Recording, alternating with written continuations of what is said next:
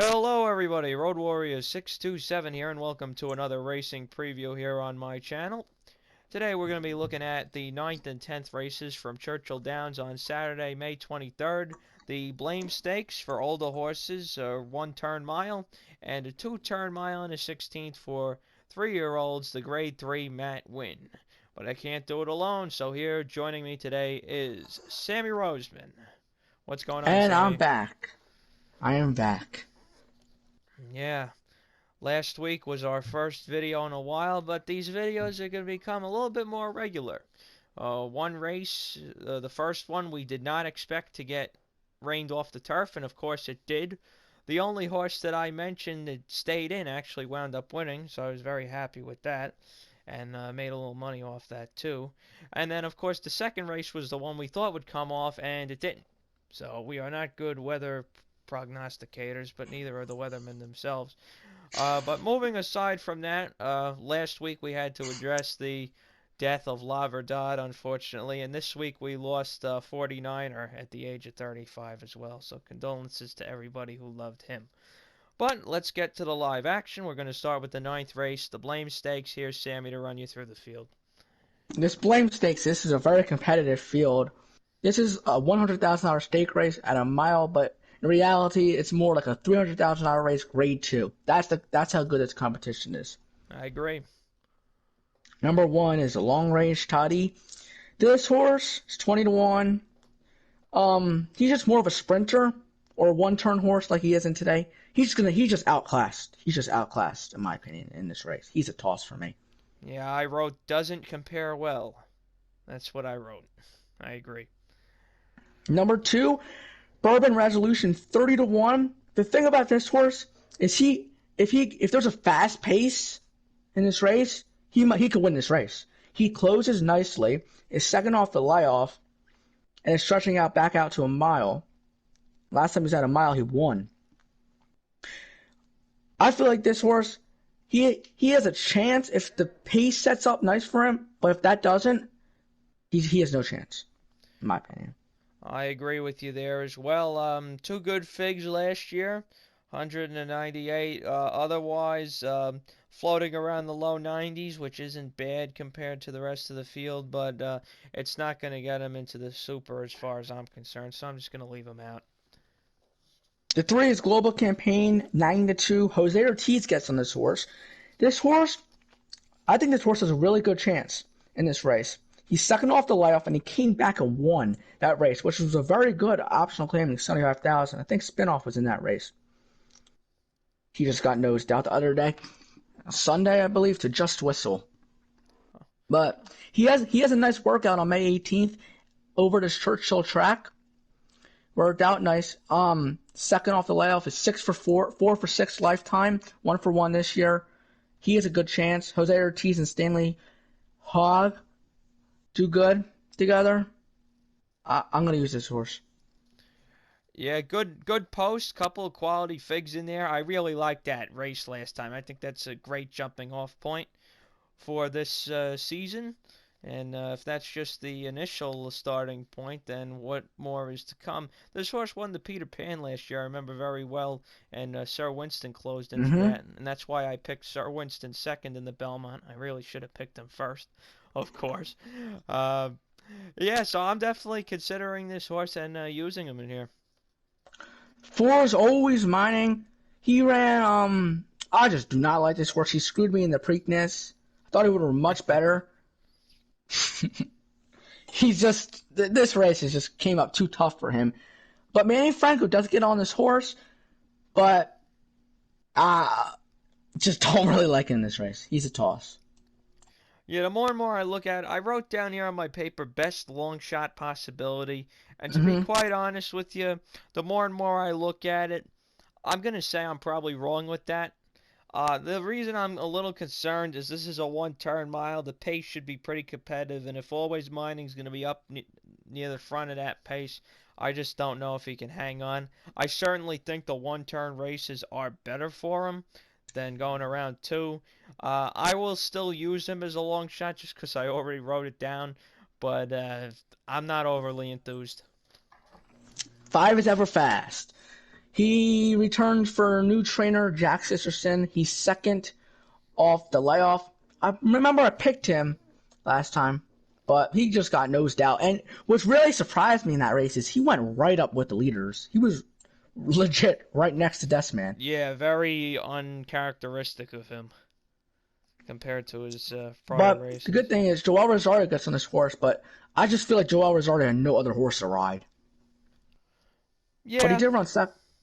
He did run second with him. Gave him a perfect trip. He's another horse that's gonna have to get a fast pace to win. Because if he goes right to the leaders, just better horses than him. Yeah, I'm not confident here. He's got that one good fig last time that makes him sort of competitive in here. He was running against great competition last year. He danced a lot of dances, very big races. But look, he lost to weaker horses. I know he lost last time, but he lost to even weaker horses than this. This is a very good race. I just don't think he fits. My top pick in this race is Backyard Heaven, number 6. Tyler Gaffalione gets on this horse for Mike Maker. They're pretty decent together. Very good together. I know he hasn't ran in 9 months, but I think he's going to be ready. His workouts are saying he's ready. Even though it was on the synthetic, I think he'll be fine. I think he loves Churchill, and he won the Ali Shiba by 4.5 in May. Kentucky Derby Day 2018. I think he's my top pick. I think coming off the layoff, he lost to Tom's Day. He taught last time 6-1. Chad Brown, previous train, but Chad Brown and Mike Maker, it's not that big of a difference. A little bit, but it's not like going from Chad Brown to a 5% trainer. Yeah, I'm not really worried at all. Mike Maker was the guy who saved me last week with that 2-horse in that race and got me the $11 to win and the $38 exacta with the favorite. So we'll give Mike Maker another shot in here on the dirt too, off the long layoff, but proven at Churchill Downs. This is also going to be my top pick too. The 7 is Silver Dust, 8-1.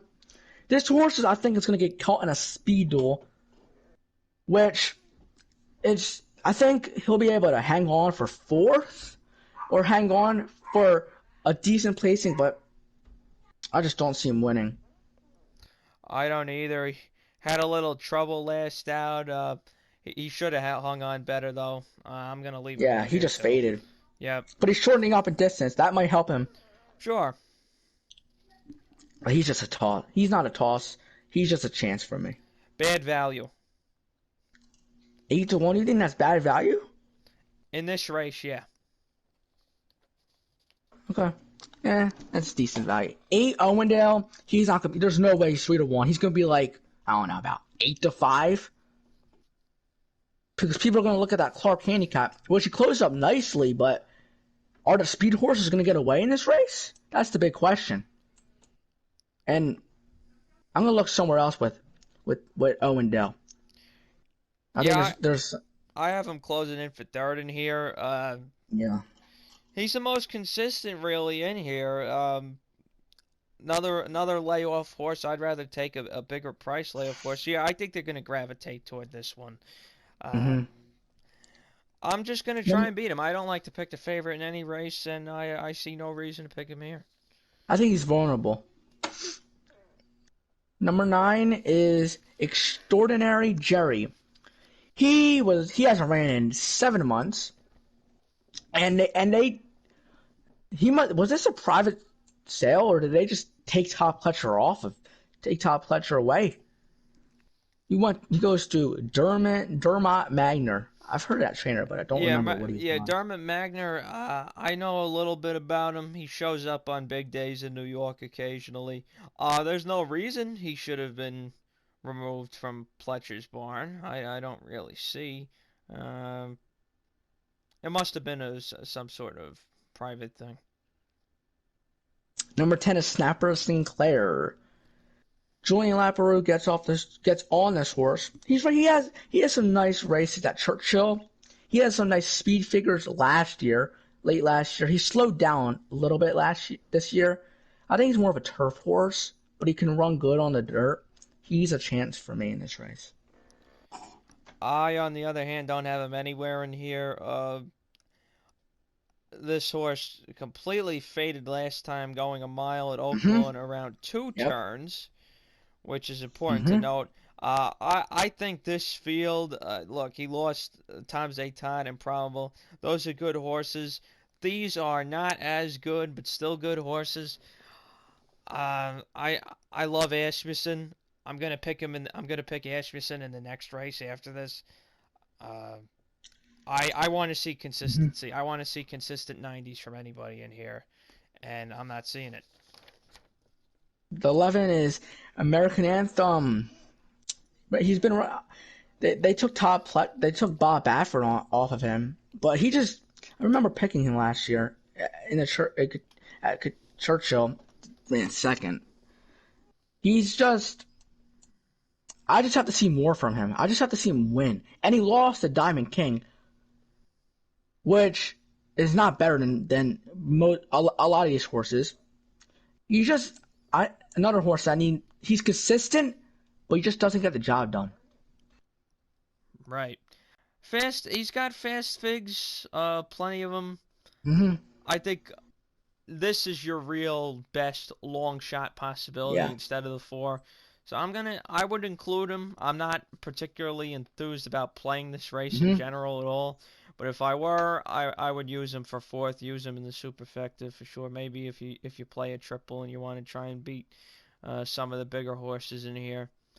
Um, I did see this horse win the Woody Stevens at Belmont all the way back in 2017, very impressively. But that form, let Wear it me off. see. He got a 107 in that. I mean, he's not that far off, but he certainly lost a Hmm. step. Yeah, He's lost something. He went from like mid hundreds to now high 90s. yeah. That 107 must have been from the Woody Stevens because he killed the field that day. Yeah. Number 12, we all remember this horse. The horse that won the Jockey Gold Cup at 45 to 1. Discreet Lover, 30 to 1, has ran in over a year. He's certainly lost a step, I could tell you that. Unless Yeah, he I just can't agree. handle the three-turn track at Charlestown. A lot of horses can't handle that. Here's the thing with Discreet Lover. I love this horse. He's a hard Hmm. trier, tries every time. He's 7 years old now, though. And And, it's not even a gelding. well, he doesn't really need to be as long as he's got the temperament. Yeah. They don't really need to do anything about that. I was there when he won that race, that Jockey Club Gold Cup. I was sitting right on the finish line. It was a very cool moment. He's got that sharp workout last time out. I guess you could say this is a drop in class. Uh, but look, he's off a major, major Hmm. layoff in here, And he and lost to some horses in the Charlestown Classic. He lost to yeah, Diamond King I think there's and War better Story. options. And Yeah. yeah, if you're one thing that's you're counting on the workouts. Hmm. Personally, I want this horse going further. I want this horse Yeah, he's not a two one-turn turns, horse. mile and an eighth, mile and a quarter, something like that. One example of a one-turn race that he ran. He wanted this distance, but it was probably against weaker. But he ran in the Met Mile. He just closed way too late. He came fourth by 6 lengths. He was eighth with 7 lengths with one furlong to run. Like he think he needs about a mile and a quarter. Yep. That's Don't forget he ran big in that Suburban too. and in a Whitney, I remember picking it. I hit that order straight. Felt Straight good. triple. Yeah. No, superfecta. Well, you had the triple too, didn't you? Mm-hmm. I'm pretty sure diversify Diversify, one. mind your biscuits. Yeah. And then I think Tappert came fourth. Yeah, I was looking at that race Yep. yesterday. That's right. Now we have this horse named Mr. Money that knows me out of winning 3 straight Pennsylvania Derbies. I won all 3 of the years I went. He knows me out and losing to Math Wizard. Jesus. Nobody saw that coming. I think Matt the Wizard was the first horse I crossed out. No, he was the second because there's this bad horse named Shanghai Superfly. And that horse, I think he was a maiden. I remember him. I think he finally broke his maiden, and a maiden claiming 10,000 or 20,000. Just, I think when they were into the final furlong, he was just coming into the stretch. Anyway, we're going off track. It's technically a dropping class. He just needs those grade 3 races that are not strong, and it's a weak field, and he probably wins those races. That's him.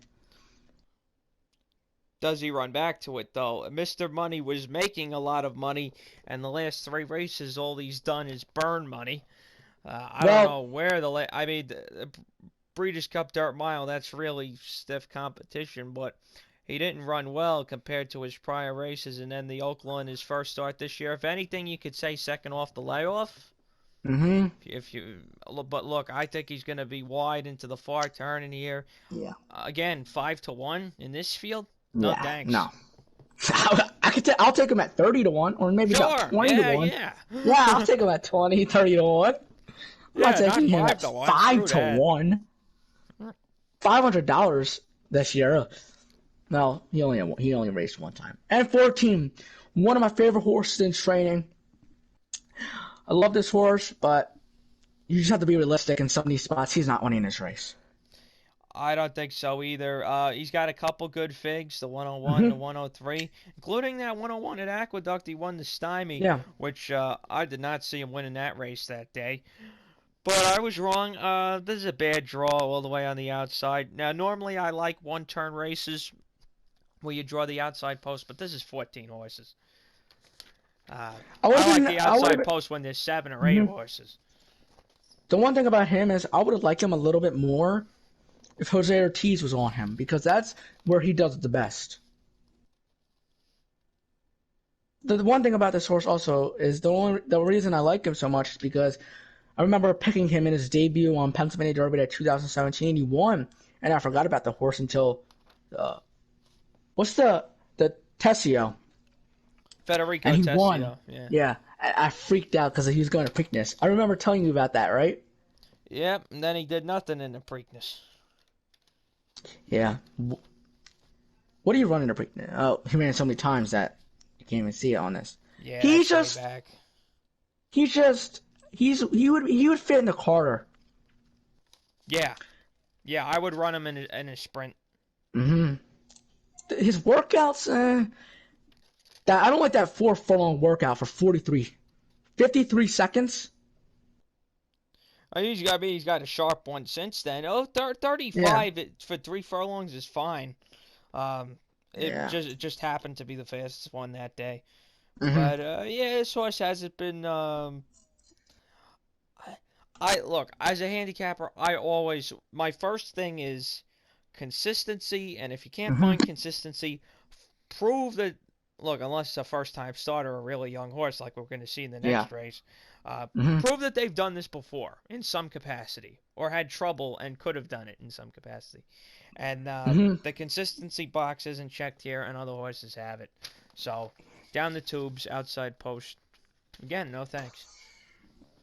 In this race, I went 6.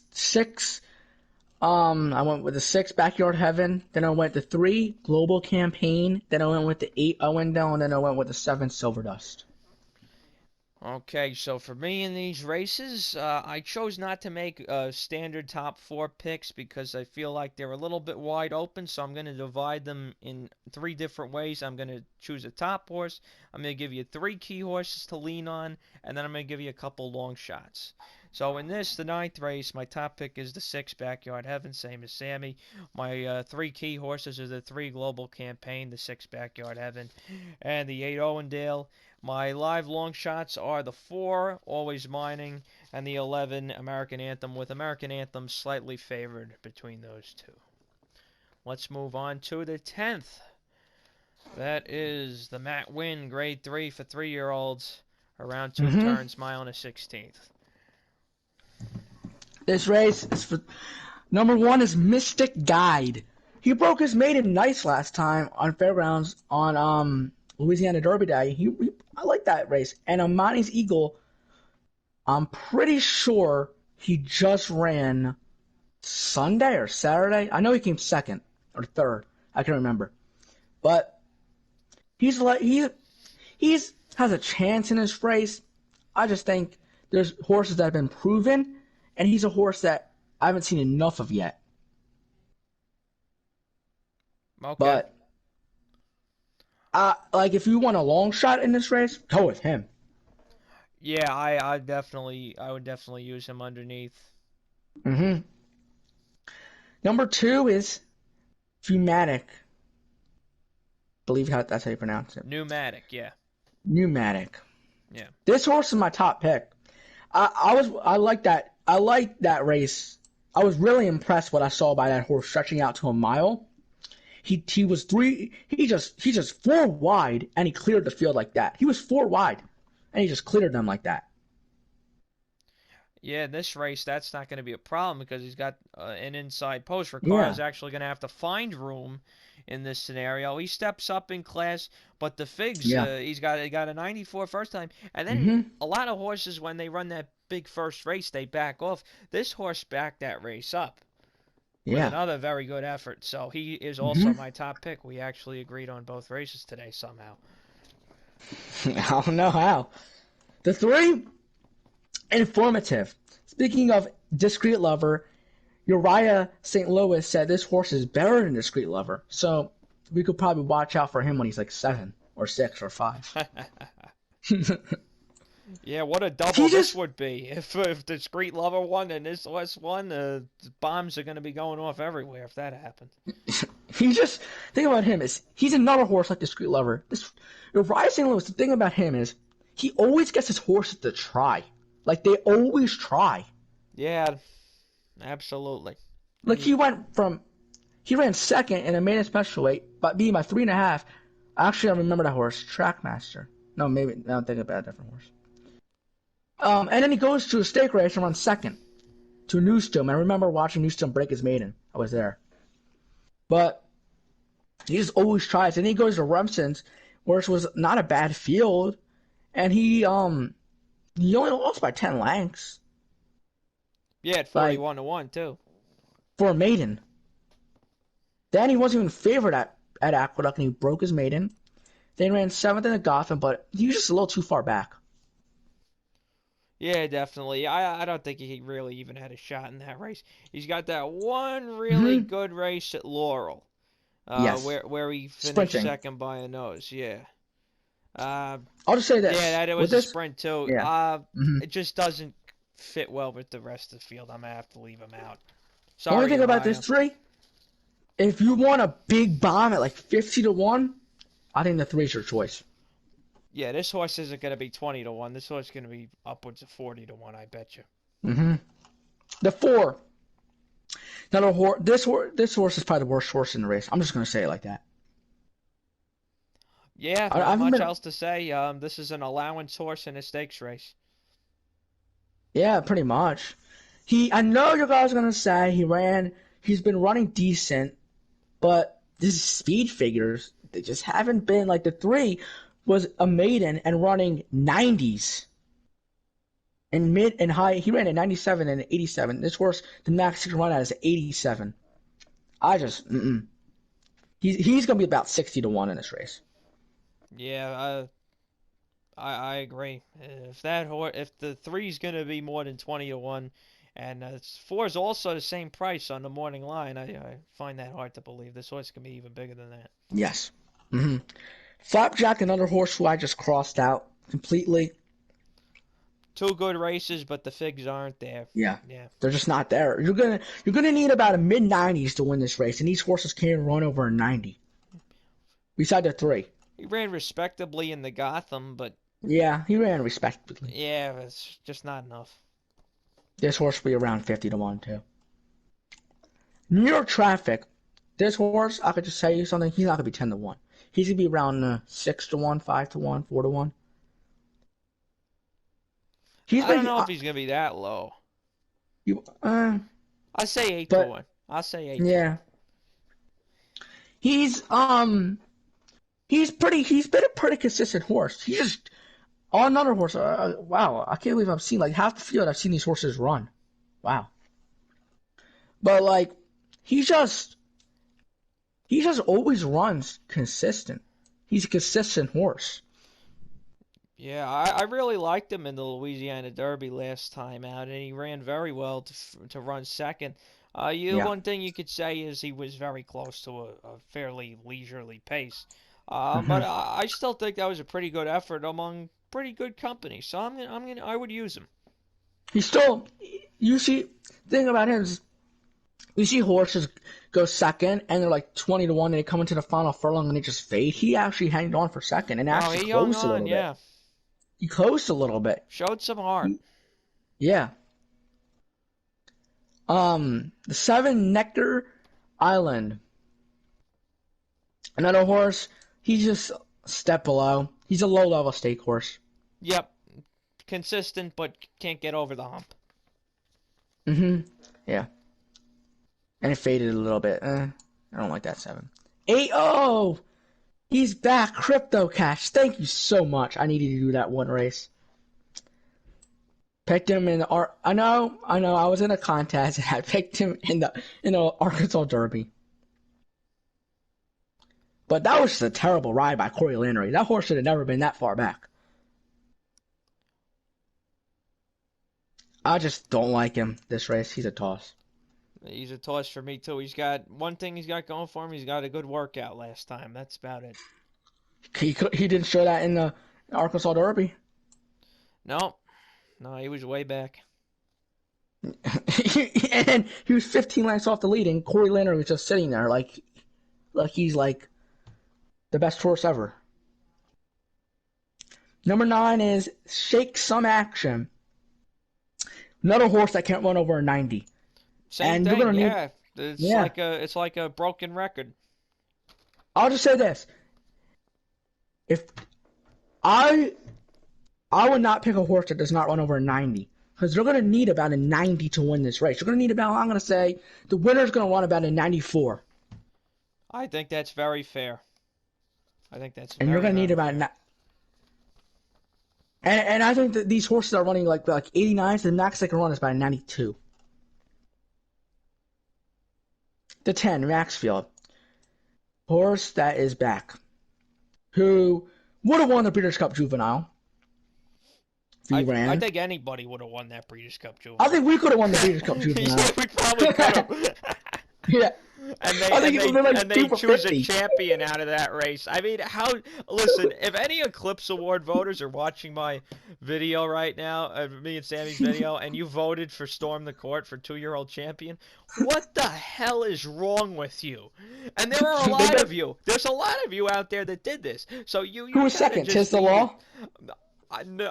Maybe I don't even remember, but you didn't vote I for would start a live you didn't vote for the turf horse that was 3 for 4 and won his Breeders' Cup race. I don't understand. I think that No, was Structure's undefeated. He's Oh, he undefeated, I think. Let me see. I what thought he it is was right 3 now. for 4, but still, come on, guys. He was 46 to 1 that race. Storm the Court is terrible. Structure was 3 for 3. What, you just care about dirt? What, you love dirt so much? You have a love affair with dirt?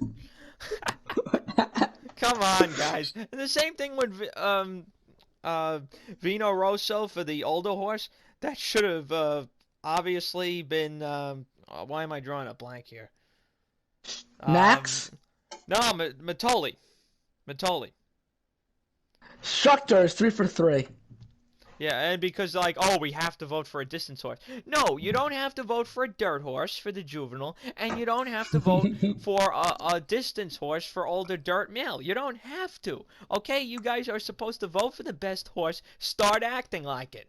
Okay? All right. There's a little mini rant there. We just have to get that out of our system. Storm the Court. Storm the Court is terrible. We're faster than him. Yeah, we would have won that race, and I'm not even a fast runner. No. We might have fell off because Storm the Court fell off that one race. Oh, Jesus. It was like pretty much me Like there was this horse named Nuki. He won a Grade 1, so pretty much Storm Decor and him are the juvenile champions. That's pretty much what they're saying. Yeah. There's so much better horses than him. Anyway, 11 attachment rate. This horse has a good chance. Another horse is very consistent. 4-1, John Velasquez, Dale Romans, Dr. Post, he lost to Dr. Post last time, who I think is a good horse. I think he's going to Belmont. That's where I would go with him. I was really impressed with Dr. Post. Johnny's hot. I think he's the better of the two horses on the outside between the 11 and the 12. I would use him. Yeah. Yeah, I think he's one of the main contenders. I have him third.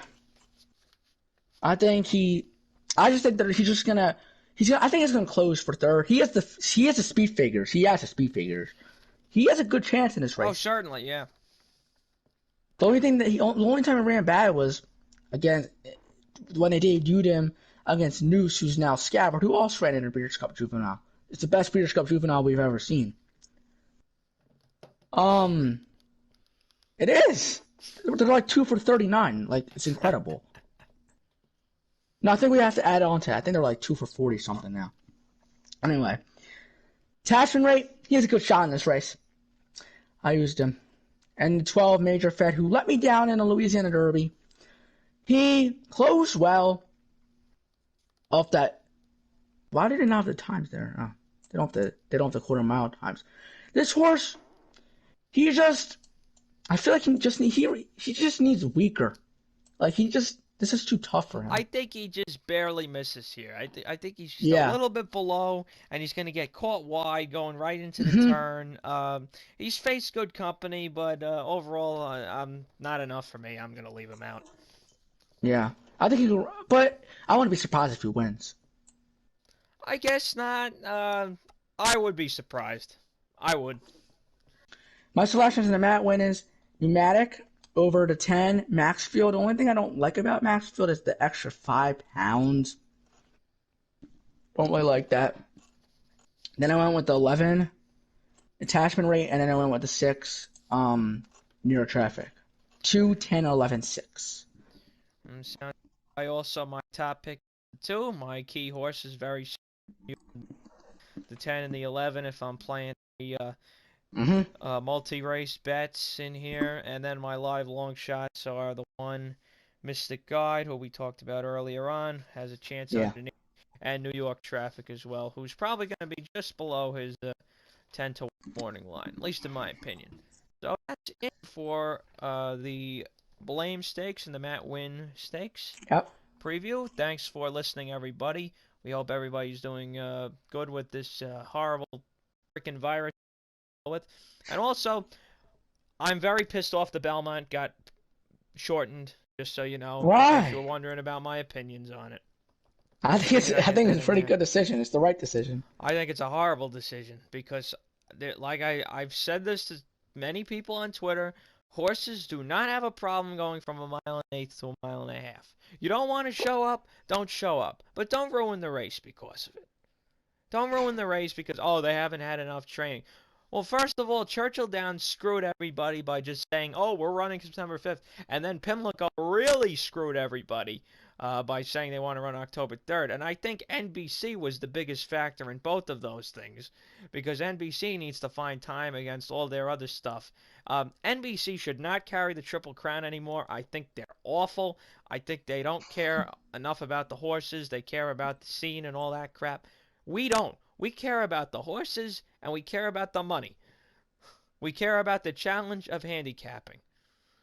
We do not care about what people are wearing. Okay? So, screw NBC, and screw Churchill. 31 and on. For what do you want, TVG to cover it? Ahead of it. Well, look, TVG's not good either, in my opinion, but look, maybe they can bring it back, maybe to ESPN or ABC. And he certainly can cover it. Andy, we're out there. We'll get you on the national TV coverage. It's also such a good. You have to give Churchill. You have to give them some compliments. They put together a great card. They did. This day, the May the 23rd, is a very good card. Churchill, I don't really hate as much as I hate Pimlico for what they did, because if they Mm-hmm. would have ran September 5th, September 19th, October 10th, then it's 4 weeks of the Breeders' Cup. That would have been just perfect. There's not better timing than that, but they chose not to do that, and now the Triple Crown's ruined. But we'll have to deal with what we got. We'll have many more previews to come, and we hope everybody's staying well from the virus again, because that's really the most important thing. So, that's it, everybody. Thanks for listening, and always remember, pay your bills first, and good luck on Saturday.